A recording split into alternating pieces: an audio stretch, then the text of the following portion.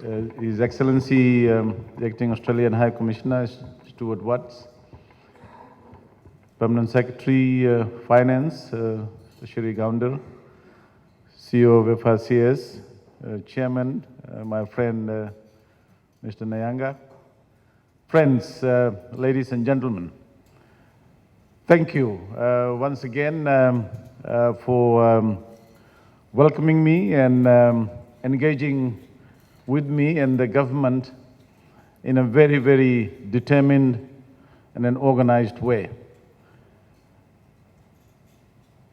I'm not sure if this is going to be a keynote address, but certainly I want to begin by thanking all of you, because one of the things that we wanted to do as a government right from the beginning was to change the way that government thinks about governance, change the way in which we do things, and change the way in which we engage with the broader community, including you very esteemed and experienced people.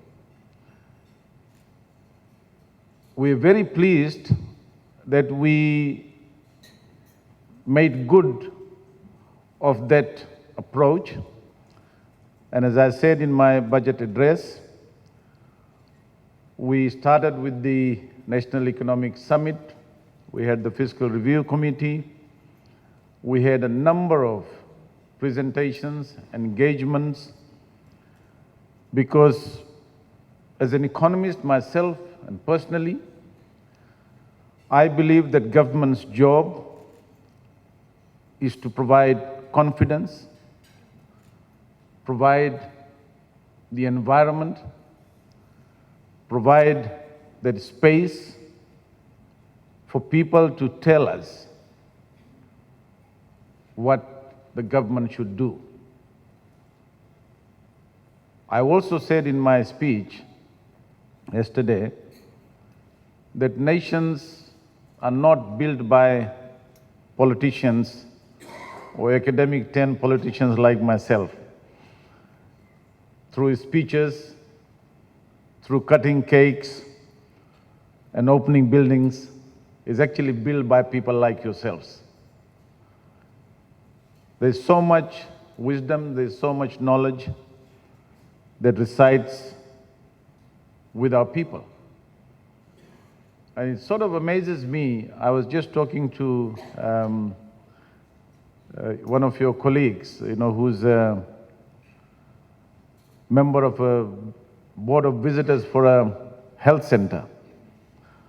And he was telling me that they want to help, there's a lot of people out there who want to donate to actually fix the health center, and he can't get the Ministry of Health to open an account.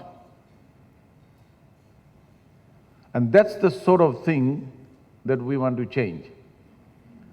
During the budget consultation, we were in Vanuatu with the Permanent Secretary. We went to a health center and we saw the doctor's room and we saw where the nurses worked. The tiles were all broken, the dust was blowing, the windows were not properly done. Building must have been painted like 10 years ago. So I asked the sub-divisional medical officer who was accompanying us, what's the problem? And he said, sir, we are in the process of designing a new health center. And I said, how long will that take? 2 years? 3 years? Fix this now. And it just took us less than $40,000 to bring that health center up to speed. It looks very decent. People want to go there. So that's just an example of how we want to change things with the way in which government does to save not just our people generally, but save our business community, private sector, and make sure that they are part of the decisions we make. The other thing that I learned in my years of teaching and understanding and advising governments in the Pacific, working for international organizations, is that governments must provide confidence. Because behind investors, behind private sector, behind people who spend money, or behind corporations, organizations, companies, are individuals, people who expect what's going to happen in future. And the expectation of what happens in the future sometimes determine what you do today. And government's job is to make sure that we provide that certainty, that credibility, that consistency, and that environment where you feel confident about your investment and what you plan, for the future. So a budget to me is a very central political process. And the components of a budget, of course, is raising revenue, telling the people how you're going to raise that revenue and why you're going to use those methods of collecting revenue, whether it's to do with tax, whether it's to do with fees, fines, charges. You have to be transparent and open about it. And you have to tell all those who are going to pay those taxes, pay those fines and fees, how you are going to use that funds. So which means revenue, expenditure, and then the third component, and a very important component of that, is value for money. Whether you are using that expenditure in an effective, transparent, and an impactful manner.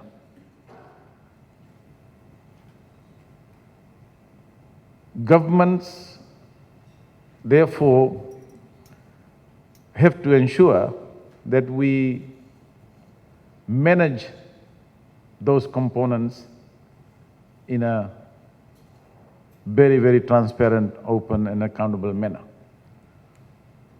Because if we don't do that, then we can't fix our water supplies, we can't fix our roads, we can't fix our health facilities, we can't provide decent education, train our people, and we can't provide the social protection that is needed for those who may need it most in our society. Because once that is complete, then you have a complete equation. Then you are moving the country forward. Then you are creating an environment for economic growth. We also want to, through a budget process, is to tell our international partners, our donors, multilateral agencies, which help us. And here I want to again acknowledge the huge contribution made by the Australian government. His Excellency is here, he's been very active in identifying areas. He was in Vanuatu laying the foundation for schools that were damaged during Cyclone Yasa, were not built. We've just received funding to fix our health centers. And the tremendous support that we got from Australia and New Zealand in particular during COVID. And these are funds that come from their taxpayers, and it is our responsibility then to ensure that we manage our finances in a very, very prudent manner. I also said that governments come and go. And when you are in government, the first thing you should tell yourselves that you're not going to be there all your life. There is no permanency in a government tenure. It's temporary. It's 4 years, 8 years, but it is still temporary. And so what I have tried to do, we have tried to do as a government, is to formulate a budget through a very consultative process. And we've done that. We started by engaging all of you. We got the Fiscal Review Committee to look at very, very detailed, in a very detailed manner, data. And based on some hard evidence, so if we're saying that we're going to have 2 VAT rates instead of 3, 0 and 15, we had to work out from every % increase, what is the impact on our revenue? And what is our debt level? What is the deficit that will provide confidence to our international partners, to people like yourselves? We had to go through that carefully. With the help of FRCS, they have all the data. So what we've done with this budget, my friends, is we've taken a very, very careful approach in identifying the statistics, the data, because unless you use real-time data, you can't make good policies. Because whether we like it or not, there'll always be unintended consequences of any policy. But the important thing is to ensure that those unintended consequences are minimized, especially the bad ones. Good unintended consequences are always good, but the bad ones can have a serious impact. So we've done that. We've taken the whole government together. We had very detailed discussions with permanent secretaries, ministers, and we told them that it's not just the budget, it's what happens after the budget is delivered and approved. It's about the implementation.